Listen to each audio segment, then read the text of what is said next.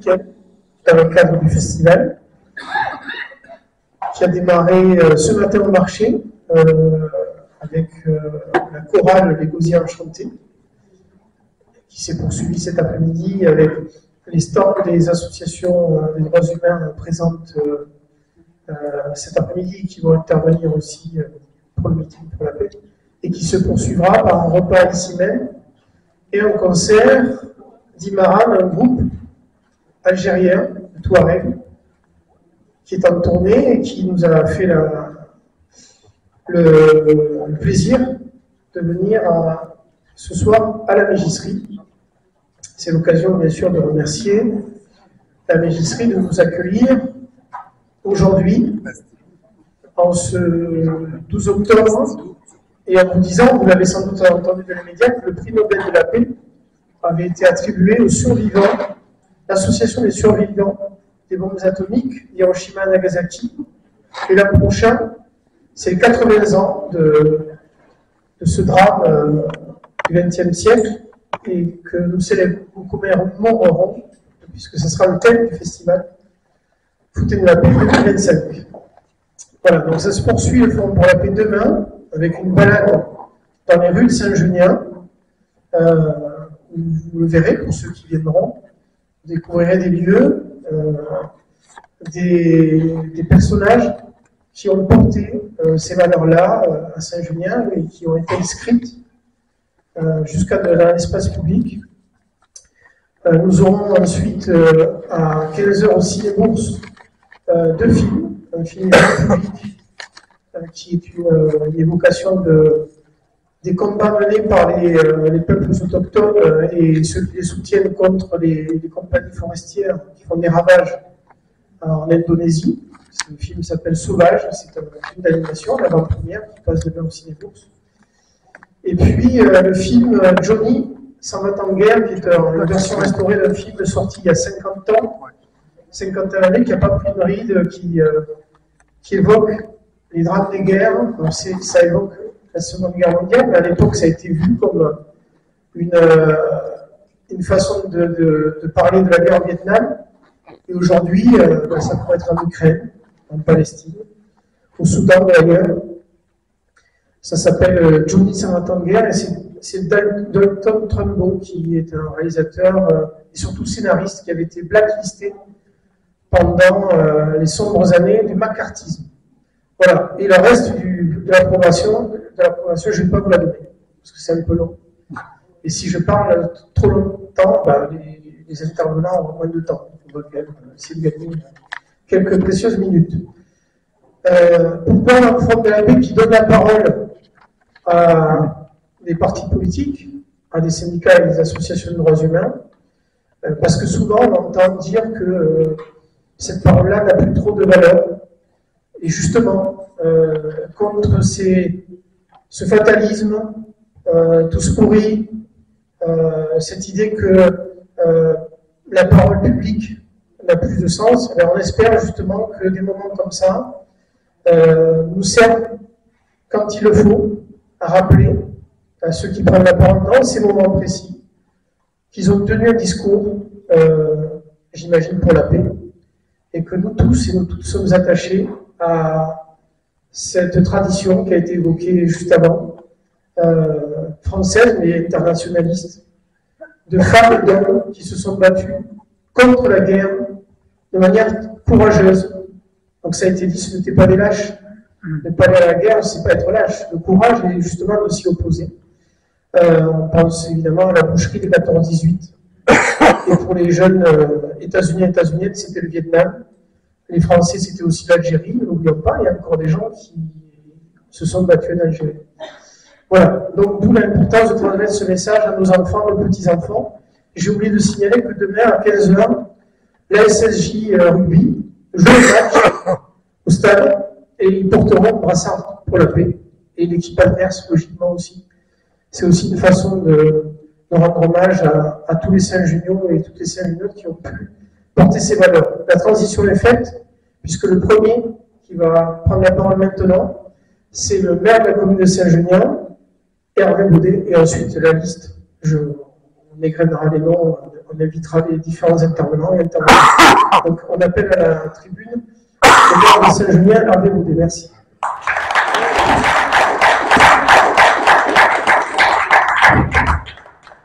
Je ne sais pas si j'ai vu le mot là. Non, c'est bon. Je ne sais pas, vous m'entendez? Oui, très bien. Très bien. Juste une précision pour le match de rugby. Par rapport au règlement, j'ai une discussion à avoir avec monsieur l'arbitre, puisque le règlement de la fédération est interdit de porter des signes.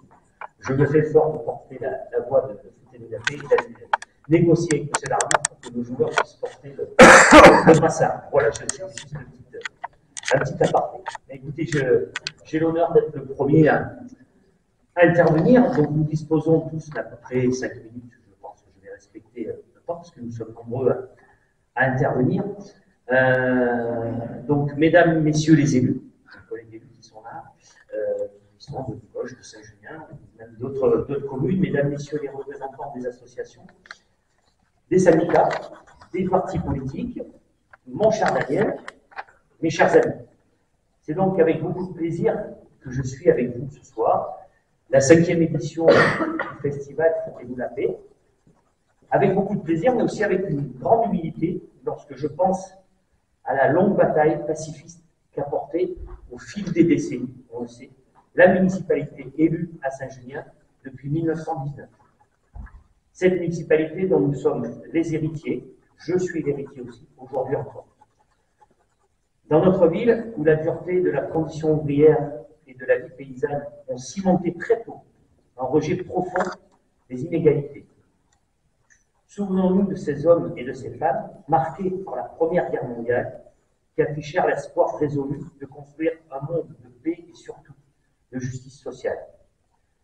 Leur action, comme la nôtre, s'est fondée sur l'accès à l'éducation, bien sûr, à la culture, sur le soutien jamais démenti au monde associatif ou coopératif, sur un engagement constant au service du progrès, pour la paix donc, mais aussi sans hésitation et dès l'origine contre le colonialisme et contre toutes les formes d'oppression.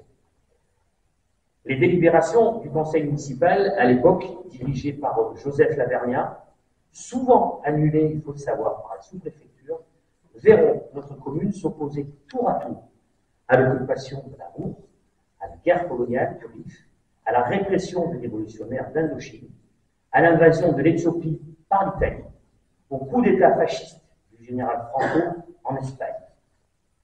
Puis viendra la Deuxième Guerre mondiale, viendra la résistance dont l'héroïsme est largement porté par les classes populaires. Et dès 1949, le préfet Ritz suspend le maire de la commune, qui à l'époque était Martial Pasco, résistant, un ancien combattant de la Première Guerre mondiale, et son adjoint, Roland Mazoin, pour avoir organisé un vote sur la paix. L'opposition aux guerres coloniales en Indochine, en Tunisie et en Algérie va s'intensifier dans les années 50 et 60. En juillet 55, une délibération demande le retour en France des jeunes soldats et le retrait des prisonniers.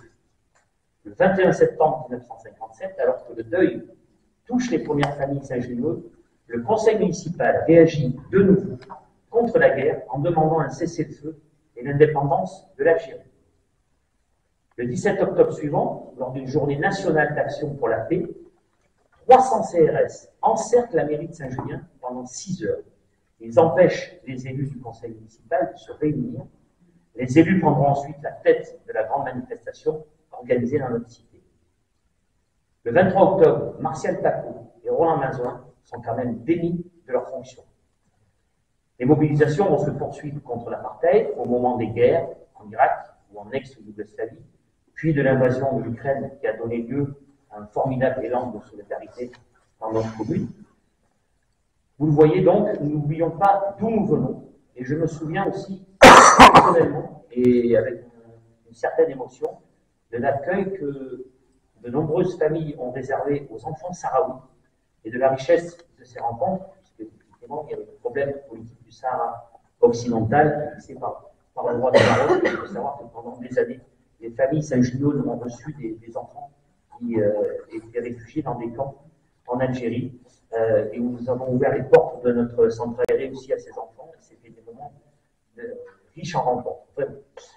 Alors que la guerre fait rage un peu partout sur la planète, et qu'ici même, en France ou en Europe, le racisme, le révisionnisme, l'apologie du colonialisme ou de la collaboration prospèrent sur le terreau de l'ignorance, je pense qu'il ne faut rien céder à la bêtise, à la brutalité et à la barbarie. Tout n'est pas affaire d'opinion, comme nous l'apprennent aussi bien le travail des historiens que de douloureuses expériences vécues du siècle écoulé. Alors, je ne veux pas croire que nos sociétés contemporaines aient tout oublié, qu'elles soient assez inconscientes pour ne pas se souvenir de ce que le racisme a provoqué de souffrance et de mort. Je ne veux pas croire non plus qu'il nous faille repasser par tous ces errements tragiques, par ces terribles erreurs, lorsque j'entends, autour de nous, nous l'entendons tous, vanter une nouvelle fois le bienfait des frontières ou d'un droit qui se défend et qui libère toutes les pulsions guerrières. Parce que l'humanité est unie, nous restons et nous resterons, pour notre part, des pacifistes lucides, vigilants, mais aussi combatifs. Nous restons et nous resterons aux côtés des peuples avec l'idée que le respect et l'égalité sont les sources d'une paix juste et durable. Merci donc à tous et les organisateurs pour la richesse remarquable de ce festival. Merci pour les réflexions qu'elle provoque, ou qui va provoquer en tout cas. Et en tout cas, bienvenue à Saint-Julien, comme à tous ceux qui s'engagent pour la paix, bien entendu, pour la justice et surtout pour le progrès social. Vous êtes ici chez vous. Merci à vous. Je vous remercie pour votre attention.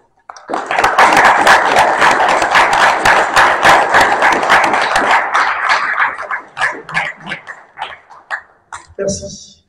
Prochaine intervention, c'est Vincent Jalby du Modèle. Pardon. Alors c'est finalement Marie-Ève Taillon, c'est ça? Ah, les deux, bah, très bien. Le micro est à vous.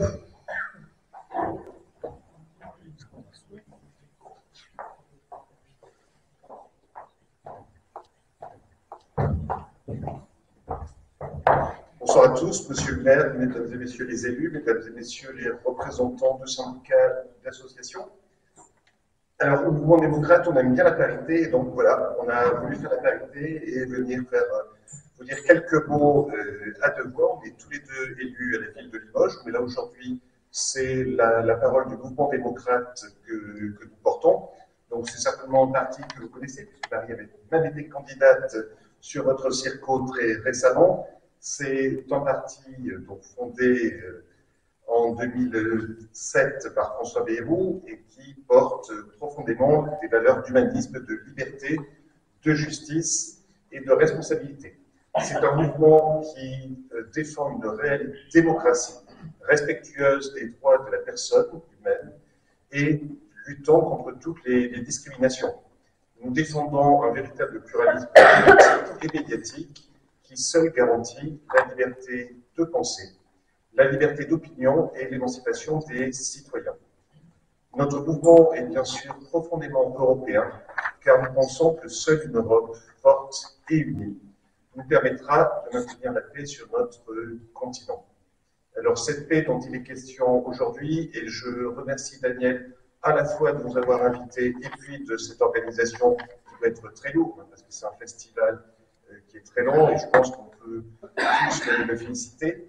Cette paix dont il est question durant ces journées est un sujet qui est aujourd'hui à nouveau d'actualité, puisque le retour de la guerre de haute intensité, c'est-à-dire une guerre qui oppose des hommes à d'autres hommes sur notre continent et au-delà, bien entendu, sur l'ensemble du globe, mais en réalité, la difficulté que nous avons à défendre notre bien commun, notre planète, et c'est aussi un rappel que la paix n'est pas un acquis et qu'il faudra toujours la défendre, bien sûr, et l'enseigner. Tout à l'heure, on évoquait en deux mots l'enseignement, c'est quelque chose auquel je crois profondément. Moi, je suis d'une génération juste après la guerre d'Algérie, j'ai vu le mur de Berlin tomber, j'ai entendu les conflits irlandais en Irlande du Nord, en tout cas durant toute ma jeunesse, et bien entendu le conflit des guerres de Yougoslavie. C'est quelque chose que je vivais quotidiennement et que, en outre, ma famille, comme beaucoup d'autres, avait vécu, en particulier durant la Seconde Guerre mondiale. Aujourd'hui, on vit une guerre dans les réseaux sociaux, on vit une guerre par un petit peu l'image, et souvent l'image détournée, hein, y compris actuellement. Et je pense qu'il est vraiment important de donner des clés à la jeunesse, les clés, et pas que des clés partisanes, de manière à ce qu'elle puisse véritablement appréhender le monde, appréhender ses conflits et, si possible, appréhender la paix. Juste un mot, moi j'ai pas vécu. J'ai pas vécu en France les 20 premières années, donc l'Europe que défend le MoDem, c'est une force, c'est un symbole de paix.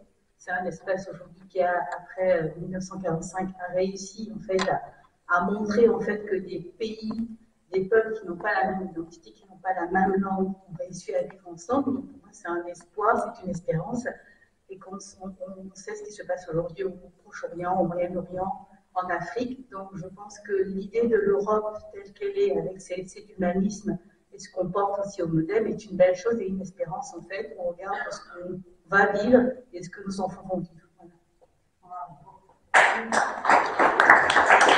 Merci à tous. Je vous laisse toujours déclarer très à l'avance, dès 17h, mais par contre, on va devoir partir parce qu'on a d'autres obligations sur les prochains. Merci encore. Merci. Alors, deux petites précisions. La première, c'est que Daniel n'est que le passeur de toute une association, Foutez de la paix, et donc les nombreux bénévoles et nombreuses bénévoles qui sont actifs et actives. Donc, comme vous entendez Daniel penser Foutez de la paix. Deuxième chose, on a invité les Républicains à plusieurs reprises, et ils n'ont pas répondu. Voilà. Donc, on remercie ceux qui sont présents. On passe au secours populaire. Voilà. Merci. Merci.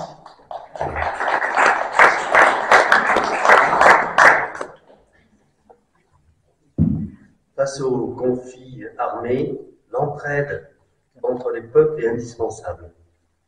Via son réseau de partenaires internationaux, le Secours populaire soutient les personnes restées dans les zones de conflit ou déplacées, dans les régions et pays avoisinants. Excusez-moi, parce que j'ai perdu le fil.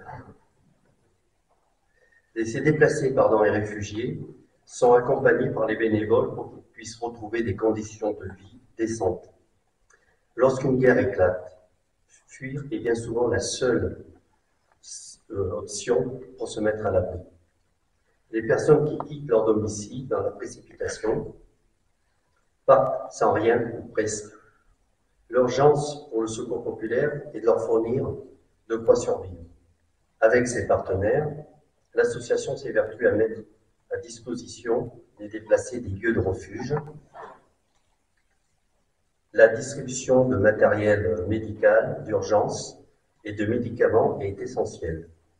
Elle permet notamment d'équiper des hôpitaux et des cliniques mobiles qui secourent et soignent les populations civiles blessées. En temps de guerre, l'aide sanitaire est cruciale. 117,3 millions de personnes ont dû quitter leur pays à cause de la guerre. La violence, les violations des droits de l'homme et les persécutions, selon l'ONU, le Haut Commissariat de l'ONU, en 2024. Donc nous sommes sur tous les fronts des conflits, avec les moyens qui sont à la disposition du Secours populaire, et pour soulager ce qui peut l'être dans ces moments dramatiques. Merci.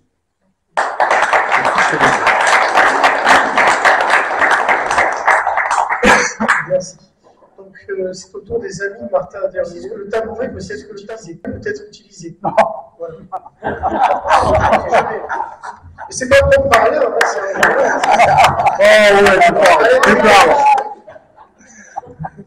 Il a fait exprès. Là, il marche, oui.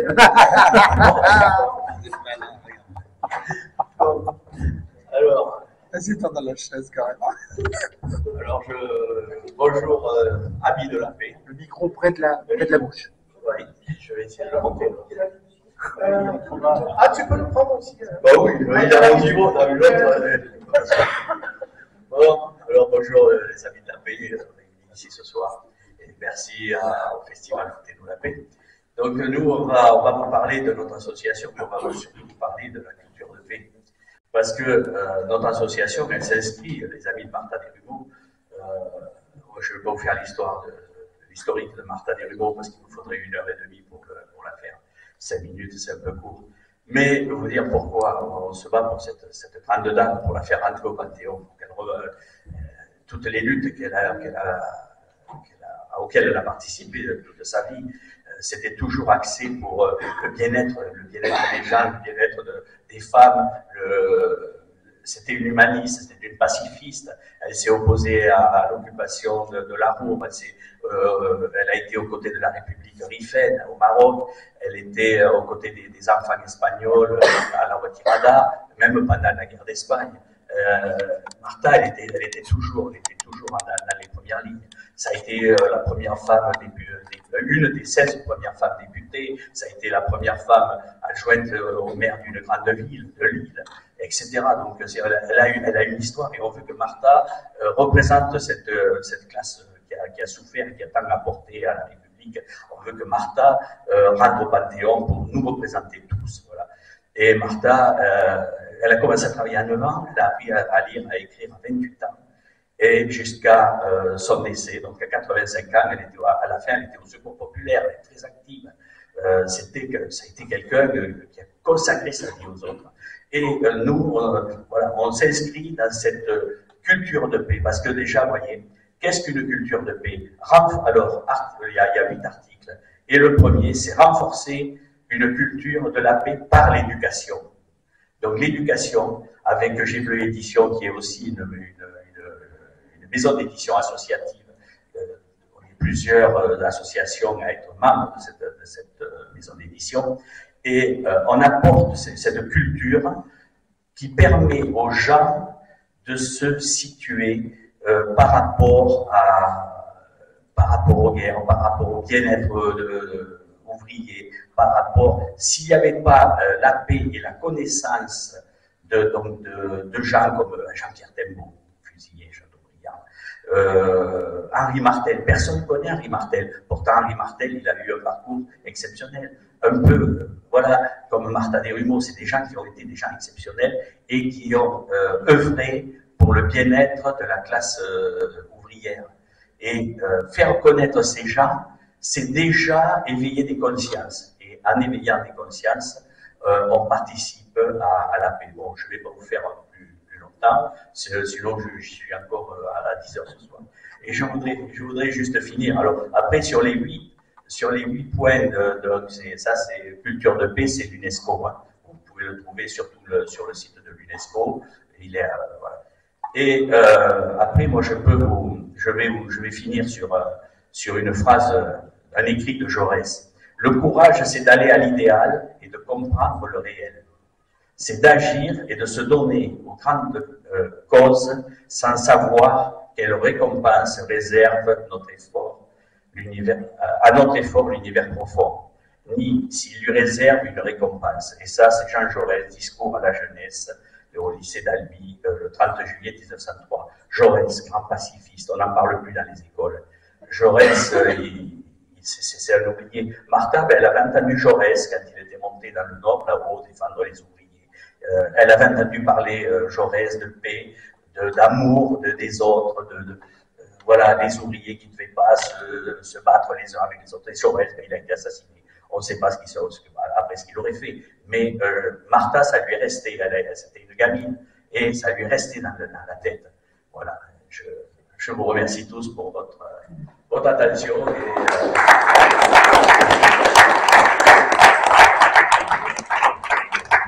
Merci. Pourquoi ont-ils tué Jaurès? C'est une question à laquelle on peut répondre sans doute Loïc et Jean-Paul. La chanson de Jacques Brel. Voilà. On est à l'association Attaque, et je crois que c'est Benoît Le Matelot qui va intervenir. Merci.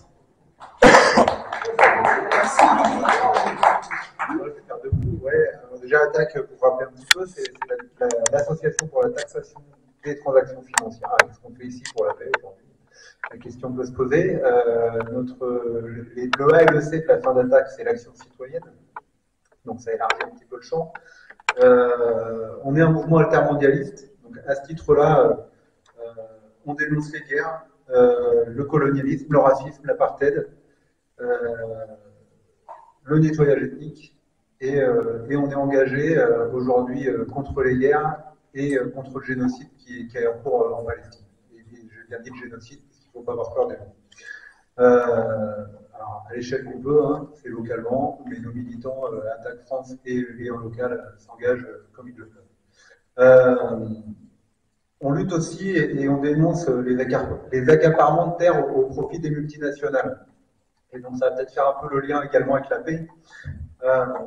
Donc les multinationales en ont mis plusieurs dans des campagnes depuis des années. Hein. Il y a eu Total, BNP, la Société Générale. Alors pourquoi la BNP, la Société Générale? C'est qu'elle finance des projets écocides. Et qui dit projet écocide et accaparement, généralement dit conflit. D'où le lien aussi avec la paix. Alors, derrière ça engage aussi d'autres sujets. On soutient les luttes contre les grands projets inutiles imposés. Donc alors après c'est une vision militante. Hein. Tout le monde dirait que tous les projets inutiles. Donc je vais en citer quelques-uns. Notre-Dame-des-Landes, qui est tombé à l'eau finalement par la lutte. Un grand projet inutile qui coûte de l'argent à la société. Le barrage de Sivins, qui a coûté la vie à Rémi Fraisse, il ne faut pas oublier. Hein. À l'époque, c'était Manuel Valls, le ministre de l'Intérieur, tué par un gendarme. Les bassines en cours, donc des luttes sont en cours sur les bassines, qui servent à quoi? À faire pousser du maïs pour mettre dans les méthaniseurs, et toujours pour enrichir les plus riches. La lutte contre Bure, donc Bure, le centre d'enfouissement des déchets nucléaires, qui est dans l'est de la France. Hein. On va mettre des déchets dans de l'argile, puisque tout le monde le sait, le colosse au pied d'argile, c'est son nom, puisqu'il est très solide. Donc on va mettre des déchets à une durée de vie de 100 000 années dans de l'argile, à 500 mètres sous terre, considérant que dans 1000 ans, on sera capable de les sortir si ça explose. Et le lien avec le nucléaire également, c'est un positionnement très engagé, mais il y a un moment, je pense qu'aujourd'hui, il n'est pas inutile de rappeler qu'on s'intéresse au Niger, toute la France-Afrique, pour l'énergie. Il y a beaucoup de conflits qui sont liés à l'énergie, et l'énergie nucléaire, la France n'est pas indépendante. À Bessine, on n'extrait plus d'uranium depuis longtemps. On va le chercher en Ukraine, on va le chercher au Niger, un peu partout où il y a des guerres. Donc le lien avec Bure se fait. Les autres grands projets qu'on peut entendre, la 69, les LGV Sud-Ouest, où aujourd'hui il y a aussi un lien avec la paix, puisque beaucoup de militants sont victimes de répression et de violences policières. Et donc c'est aussi bien de se le redire, puisque les conflits ne sont pas qu'à l'étranger, et la paix, il la fait aussi en France. Et pour terminer, donc sur l'accaparement des richesses, par une minorité plutôt au détriment d'une majorité. Je refais le lien avec la taxation des transactions financières. Si la population aujourd'hui pouvait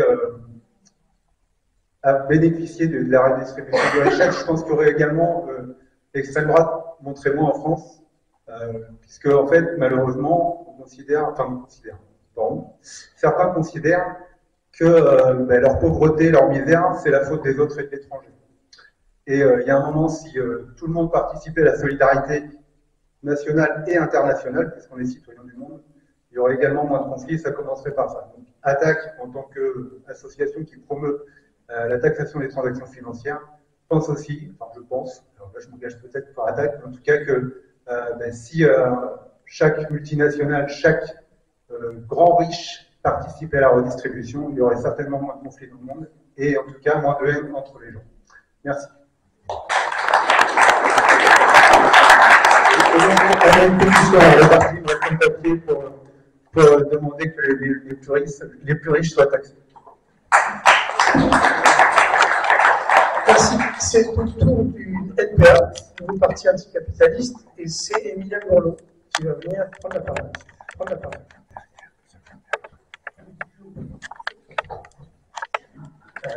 Bonsoir à toutes et tous. Alors, depuis quelques années, et notamment depuis le début du conflit en Ukraine, on assiste à un réarmement de plusieurs grandes puissances, notamment l'Allemagne, les États-Unis, la Chine. De son côté, la France a augmenté son budget militaire de plusieurs milliards.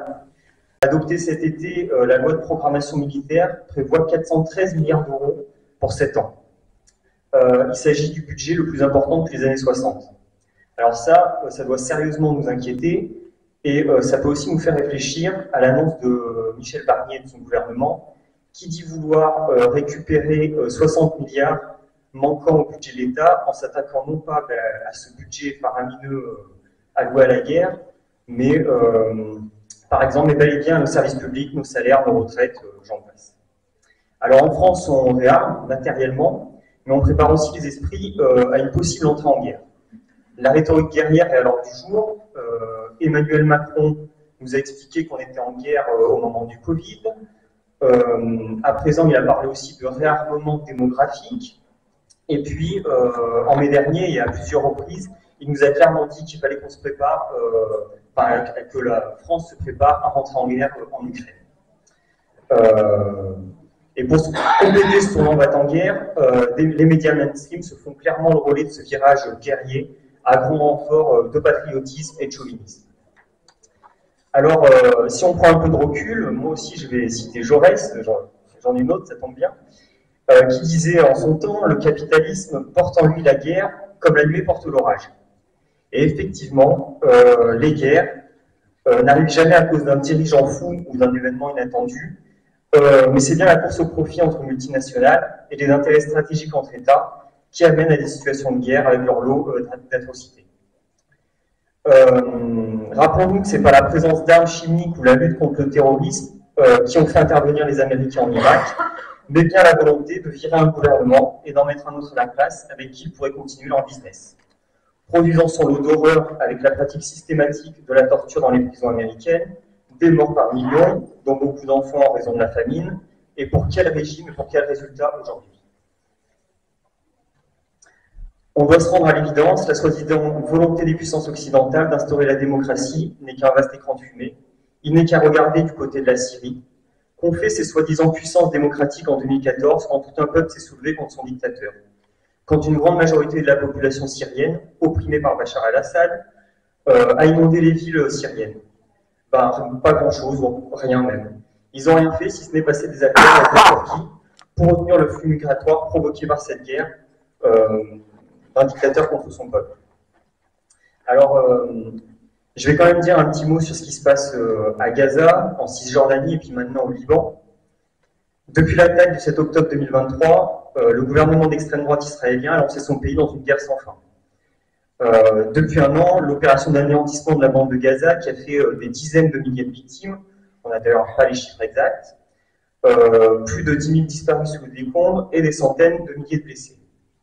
La grande majorité des infrastructures de santé ou même des écoles a été pulvérisée, et les survivants affrontent la famine, l'absence d'eau potable et les épidémies. Et en Cisjordanie, les colons et l'armée ont tué près de 700 personnes et font régner maintenant la terreur parmi les Palestiniens.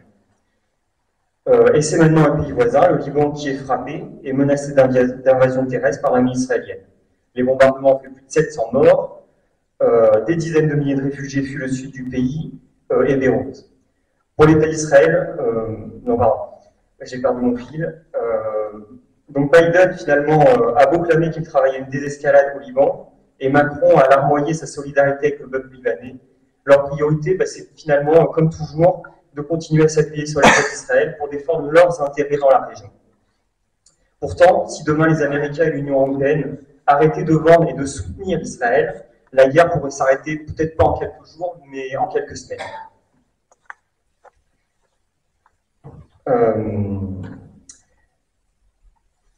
Et je finis juste. Alors pour en revenir à Jaurès, c'est ce que je disais au début, nous on est évidemment d'accord pour dire que le capitalisme porte en lui la guerre comme la nuée porte l'orage, mais pour nous, la solution est claire, il faut finalement désarmer les capitalistes pour les empêcher de nuire. Cela veut dire lutter contre l'impérialisme, et le nôtre en premier lieu, là où il sévit. En Afrique notamment, mais aussi en Kanaki, car on pourra en parler, mais l'État français a envoyé l'armée pour mater le soulèvement légitime d'un peuple qui voit ses droits et les accords acquis précédemment bafoués. Finalement, c'est cette volonté de s'accaparer des parties du monde et leur richesse de contrôler des territoires, des voies maritimes ou terrestres qui conduisent aux guerres. Alors, on doit dénoncer en même temps notre propre impérialisme, l'impérialisme américain aussi, chinois, russe, tout autant finalement que les volontés d'expansion de l'État d'Israël. Et à cela, partout dans le monde, on pense que ce qu'il faudrait, c'est essayer d'opposer le droit légitime des peuples à leur autodétermination. Voilà. Merci. Merci. On retourne au micro de Loïc Ledusé pour la livre aux pensées.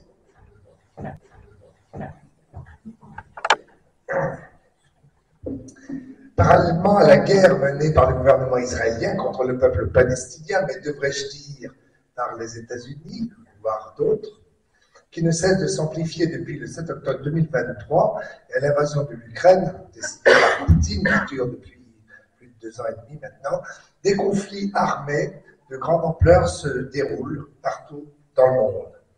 Éthiopie, Burkina Faso, Somalie, Soudan, Birmanie, Nigeria, Syrie, Yémen et évidemment Ukraine, Palestine. Ces 10 principaux conflits de ces dernières années représentent près de 2 300 000 morts. Or, 73 points de conflit sont actuellement répertoriés dans le monde. Ayant encore à l'esprit que les guerres ne produisent pas que des morts, les guerres, ce sont aussi des millions de blessés, d'infirmes, des millions de gens traumatisés, des millions de femmes violées, des millions de gens déportés, des centaines de milliers d'autres torturés. Les famines et les crises sanitaires causées par les guerres sont la cause d'un très grand nombre de morts. Il faut encore dire le drame des pollutions engendrées par les guerres, des infrastructures détruites. Il faut aussi mesurer que la guerre se traduit la plupart du temps par des remises en cause des libertés et des droits des peuples en général. Ayons à l'esprit que tant que la guerre existe dans un seul endroit de la Terre, le monde n'est pas en paix. Faut-il pour autant désespérer de la paix? La réponse à cette question dépend du niveau de conscience qu'ont les peuples des causes réelles des guerres. Au premier plan, il y a les marchands d'armes qui s'enrichissent énormément avec les guerres. Puis viennent ceux qui les soutiennent, élus, partis, associations, etc. Viennent ensuite les grandes entreprises de l'industrie, de la reconstruction, qui préparent toujours leurs bons plans comme autant de sources d'enrichissement. Cependant, les fauteurs de guerre ont toujours besoin de chair à canon. Là réside sans doute une source d'espoir, car si les jeunes hommes ou femmes qui forment le gros des troupes refusent d'obéir, c'est peut-être là le grain de sable qui suffit à enrayer la machine. Notant que tant en Russie qu'en Israël, et même en Ukraine, des jeunes ont refusé de prendre les armes. D'une part, ce sont eux les plus courageux, ce sont eux sans doute dont on parle le moins, mais je veux juste souligner que, historiquement parlant, c'est sans doute la première action réfractaire de l'histoire de l'humanité. Jamais autant de gens ont refusé de faire la guerre, même si c'est encore un nombre insuffisant pour l'empêcher. Mais quand même. Il y a encore les batailles à mener pour gagner au désarmement, à la démilitarisation. Oui, revendiquer le désarmement unilatéral est une exigence absolue. Cela appelle forcément une démarche unilatérale, car si on attend que tous soient d'accord pour s'engager, on n'aboutira à rien. Obtenir l'interdiction de fabriquer des armes, mais aussi d'acheter, de vendre des armes, détruire les armes existantes, abolir les armées et réinvestir le militaire dans des activités civiles. Enfin, s'adresser au monde, au peuple du monde, en proposant de substituer le dialogue au conflit partout où il y a des différends à régler. Cela suppose évidemment d'être prêt à discuter, y compris avec ceux avec lesquels nous aurions le plus de divergences. Mais rien d'autre ne peut mettre fin à la guerre. Pourquoi serait-il plus facile et plus logique d'organiser des guerres qui coûtent cher, mobilisent énormément d'énergie et surtout massacrent des millions d'humains quand se mettre autour d'une table permettrait de résoudre les problèmes? D'ailleurs, c'est toujours ce qui se produit après la guerre, après que la guerre ait fait ses ravages. Alors, pourquoi après et pas avant? Les guerres sont encore des coûts économiques faramineux pour les sociétés. Les dépenses d'armement ont été de 2200 milliards d'euros dans le monde en 2023. Tant que les États seront asphyxiés par des investissements militaires qui dépassent parfois l'environnement, les moyens pour satisfaire les besoins manqueront toujours. Mesurons bien que la France a voté une loi de programmation militaire, ça a déjà été évoqué, de 413 milliards d'euros pour 7 ans. C'est énorme. quand dans le même temps on nous dit qu'il n'y a pas les moyens pour répondre aux besoins de l'école, de la santé, du service public, c'est révoltant. Les ennemis du peuple n'hésitent pas à prendre des décisions guerrières dont les peuples paient très cher la facture. Alors, pourquoi ce même peuple ne pourrait pas avoir l'audace de décider de ce qu'il convient de faire et éviter ces massacres? Refuser les guerres. Aujourd'hui, comme chaque jour, dire la vérité sur les guerres et oser assumer ce qui en découle, voilà la tâche qui nous revient de populariser. Halte aux guerres, oui à la vie. Merci aux animateurs de Foutez-nous la paix, c'est génial.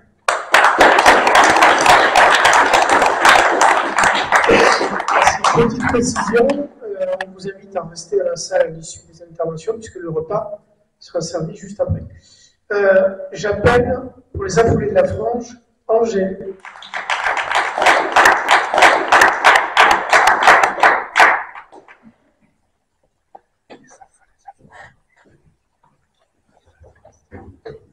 Bonjour.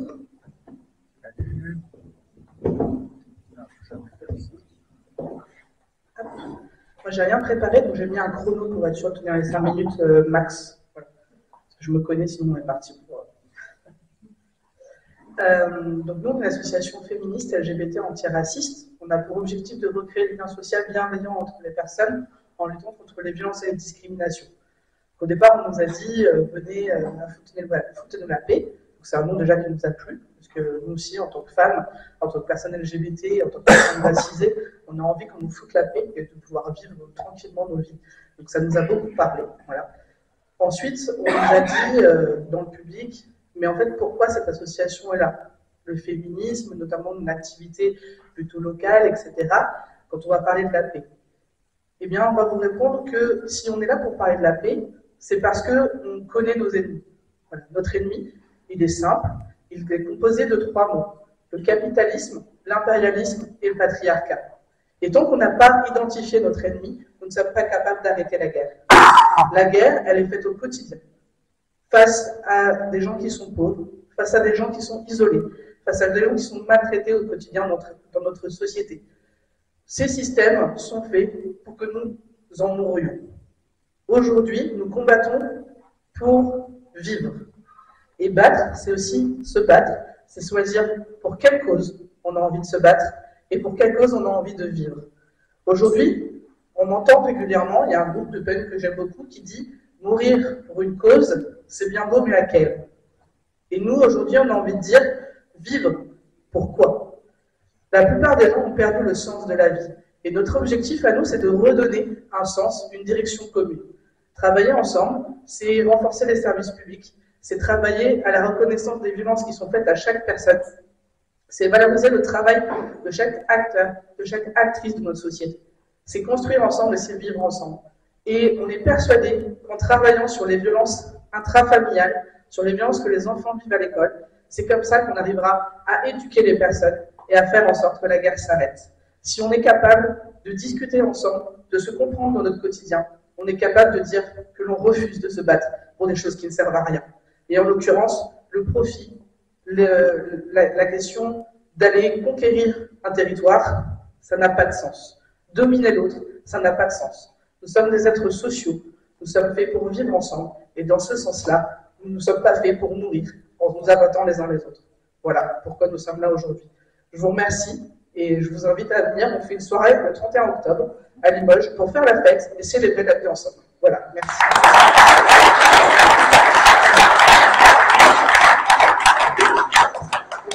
Le rendez-vous est pris. Donc, on passe au Parti communiste français avec Clément Laduc.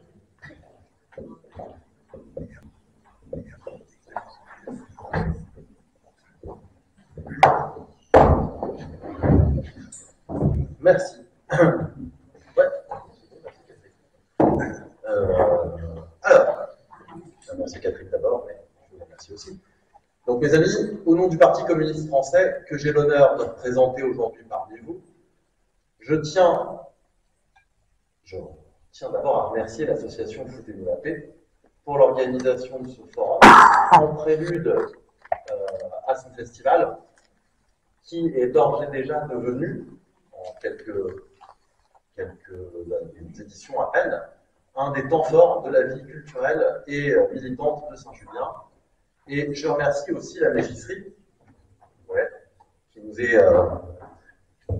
pardon. C'est mieux? Ah, c'est mieux. Je ne recommence pas. Non, d'accord.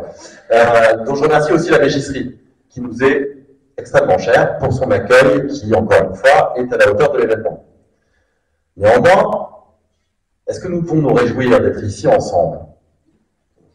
Assurément, non. Non. Malheureusement, plus que jamais, le Forum pour la paix est nécessaire. Confronté au bruit de bottes, confronté aux marchands de canons, enfin de pièges à keepers, de drones maintenant, qui se frottent les mains, confronté à tous les peuples qui subissent la guerre, et à ceux, et nous y compris, qui la redoutons maintenant. Alors que nous pensions, ces peuples pensaient, peut-être naïvement, s'en être débarrassés. Contre tous ceux qui propagent les discours de haine raciale, jusque dans nos communes de Haute-Vienne. On peut penser aux résultats des législatives en Braton-sur-Glane, par exemple. Et également contre le régime en place dans notre pays, qui, malgré le discrédit qu'il frappe, continue, accompagne, précipite cette montée des haines, du malheur et des peurs. Est-ce que vous m'avez entendu penser à Monsieur le ministre de l'Intérieur ou pas? Je ne sais pas. Mais, bref, contre le talent de fer de toutes les oligarchies mondiales qui foulent les peuples aux pieds, nous ne pouvons nous réjouir d'être ici. Nous ne devons pas pour autant baisser les bras. Jamais. La paix peut se construire. Nous devons la construire et nous le ferons collectivement.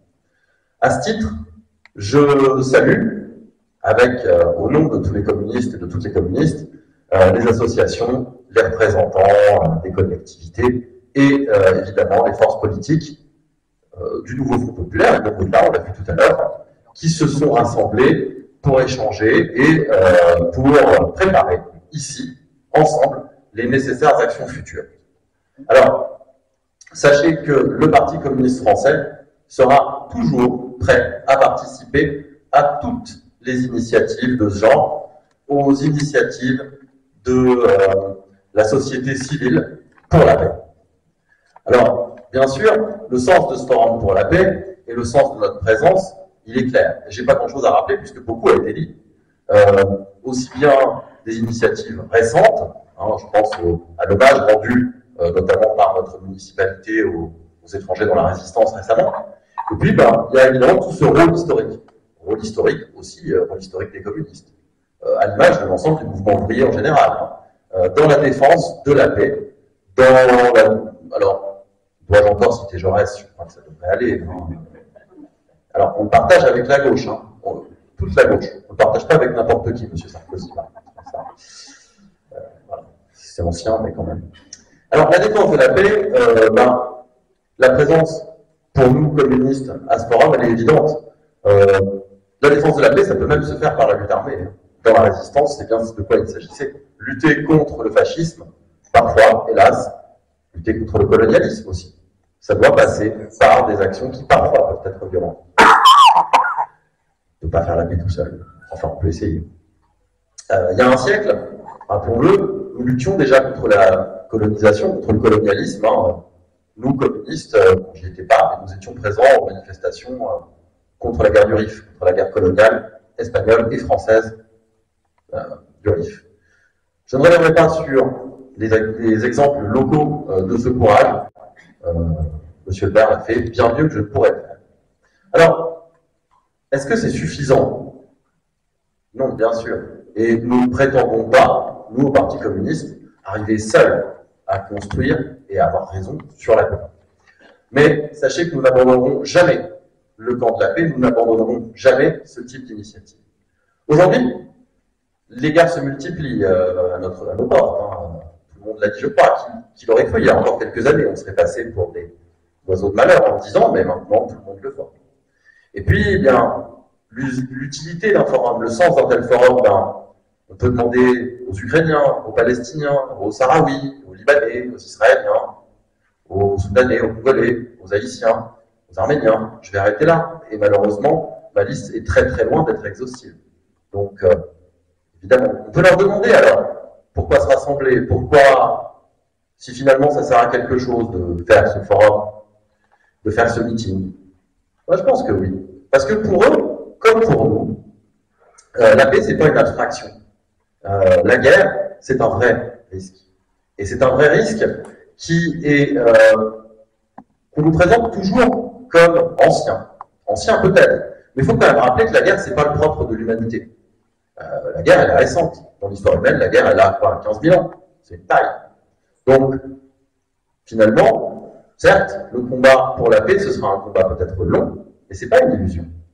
Bon, en revanche, la guerre, c'est le propre de la volonté d'accumulation, de la volonté de domination, de la volonté de l'exploitation, du pouvoir d'un ou de quelques-uns sur les autres. C'est le propre de toutes les oligarchies.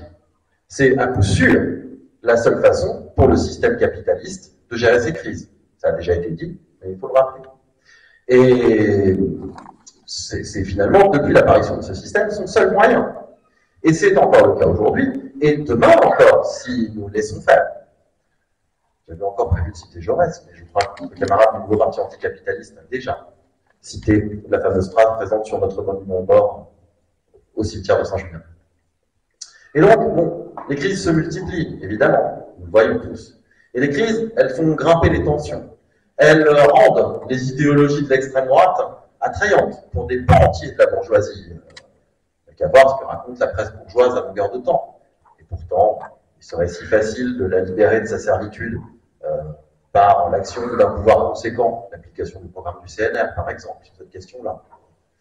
Et partout en Europe, ces régimes, cet autoritarisme marque des points en Europe, mais aussi ailleurs. Les régimes deviennent de plus en plus réactionnaires, de l'Argentine à la Hongrie, de l'Inde à l'Italie, d'Israël à l'Autriche et à la France, bien évidemment. La France frappée par l'austérité, on nous promet, et par la xénophobie d'un pouvoir prêt à se compromettre avec l'extrême droite pour son coup d'État, pour rester un petit peu encore. Alors, pour nous, les communistes, la paix ne peut être ni défendue, ni maintenue, ni promue durablement, sans sortir du capitalisme. Évidemment impossible. Alors, à ce stade, la sortie du capitalisme, elle se fera par la dénonciation des impérialismes, face à toutes les oligarchies, russes, ukrainiennes et autres, face aux vieux empires coloniaux, qui agonisent et refusent de mourir, et qui sont rejetés par les peuples colonisés. Bon, la France, par exemple. Face à tous les oppresseurs, et à tous les auteurs de crimes de guerre et d'attentats odieux, comme le pouvoir israélien et ses adversaires ou partenaires du Hamas et du Hezbollah. Face aux va-t-en-guerre de toutes sortes, face à ceux qui augmentent les budgets militaires partout, alors qu'il n'y aurait soi-disant d'argent pour rien, selon eux, pas même pour la culture. Face à tout cela, qui laissent et laisseront mourir les peuples sans sourciller, c'est à nous maintenant de nous rassembler aujourd'hui face à eux. Et nous avons évidemment cette construction et cette défense de la paix, cette paix juste et durable pour toute l'humanité, elle se fera sans forcer, sans refuser la lutte, parce qu'elle sera elle-même une lutte. Alors, évidemment, certains ont intérêt à la haine, certains ont intérêt aux divisions, certains ont intérêt aux guerres qui permettent à leur pouvoir inonder le sang de se maintenir un jour de plus, qui leur permettent de faire grossir encore les tas d'or sur lesquels ils sont situés, de faire aussi, bien sûr, augmenter les souffrances. Des souffrances dont, finalement, ils semblent se moquer parfois, ou qu'ils semblent au minimum ignorer. Alors, bien sûr, on peut, quand on raconte tout cela, nous traiter d'utopistes, de rêveurs.